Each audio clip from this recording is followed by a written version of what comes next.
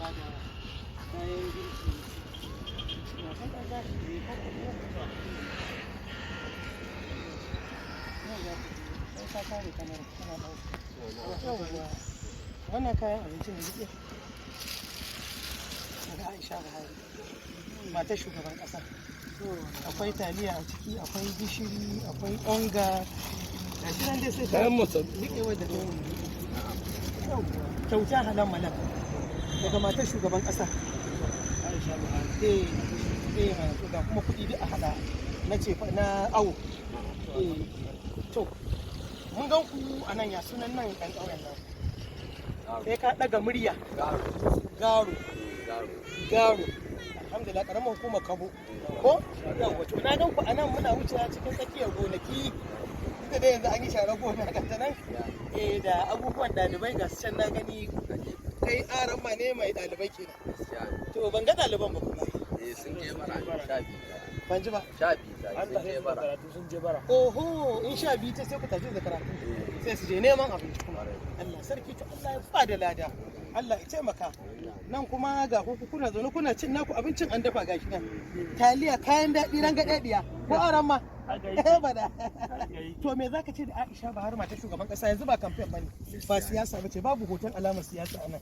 Ita burinta tace mu bi ƙauye mu raba fi sabilillahi kyauta halan malak ba saye ba aro ba ba bashi ba. Ita burin tallafin na ƙasa ko ba yawa abu ƙauyuka a raba.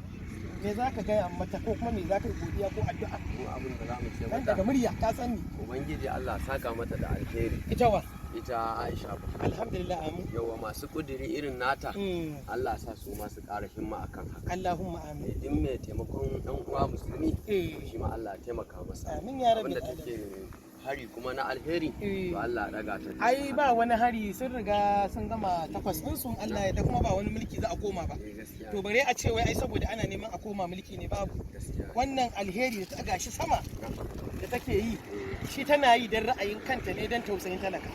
Kuma ko sun sauka daga mulki Aisha Buhari ta ce insha Allah za ta ci gaba da bamu muna isar da sako ƙauyuka lungu-lungu kamar yadda muka shigo daga can birni muka taho nan garin Arasamu garin Garo da ke jihar Kano ta karamar hukumar Kabo muka tadda kai muka hango ka muka ce to ya kamata a zo a ba aramma mai almajirai aramma mai ɗalibai ga sunantu ne ayin Allah yadda Allah ya hore.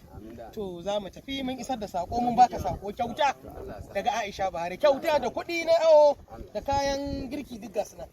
Ga Allah ma aran ma kai ka ce abin fa sosai ne gashi nan. Ya masha Allah. To ubangiji ƙara hasken makaranta ga allo nan ƙato an dauko min sosai rubutun nan ya fito karkar shine ya aran ma kenan. To a sa ma addu'a fa. A sa ma addu'a sosai da ita Aisha Buhari a sa ta addu'a ta alheri. To a ci daɗi a yi farfesu ga kuɗi nan da duk abin da ya dace. Yau to sai an jima.